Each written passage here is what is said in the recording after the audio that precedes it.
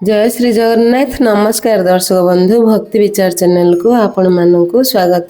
बैशाख मासर शुक्ल पक्ष तृतीया तिथि को अक्षय तृतीया कहा जाए। एही दिन रे आमे जेउ कर्म करथाओ ताहा अक्षय होई रही थाए। जदि आमे एही दिन कोनोसी भल कार्य करथाओ तेबे एहा हमकु सब दिन पई भल फल देई थाए। आउ जदि एही दिन कोनोसी खराब काम किंबा भूल काम करिथाओ तेबे एहा हमकु सब दिन पई खराब फल देई थाए। तेनु एही दिन समस्ते धार्मिक कार्य, पूजा पाठ, दान धर्म, सुना रूपा किणा किणी करथांती।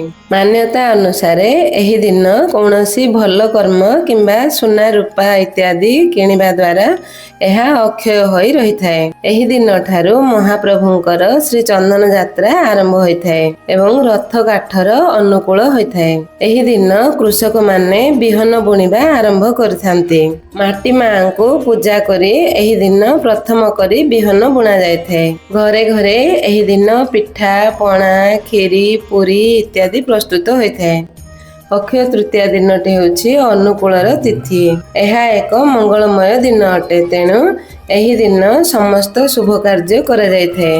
एही दिन मां लक्ष्मी नारायणंकर बा कुबेरंकर पूजा अर्चना घरे करा जायथाए। पूजा करिबा पई प्रथमे प्रातः समय उठी घर लिपा पुछा करिवे, घर को सजाई देबे।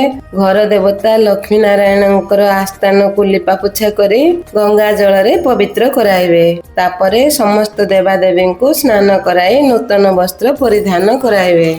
फूल दुब सिंदूर चंदन आदि प्रदान कराइबे। धूप दीप दे पूजा वंदापना करिवे। भोगरे फलमूल इत्यादि भोग लगाइबे। जदि 3 धूपरे पूजा करबा को चाहुछंती तेबे 3 धूपरे पूजा मध्य करि परिबे। एही दिन समस्त देवादेवींकर चंदन यात्रा आरंभ होइथाए। बैशाख मासर प्रबल खरा जोगु समस्त देवादेवी को मध्य गरम लागिथाए। तेणु समस्त देवादेवी को चंदन लगाई जल क्रीड़ा करिथांती।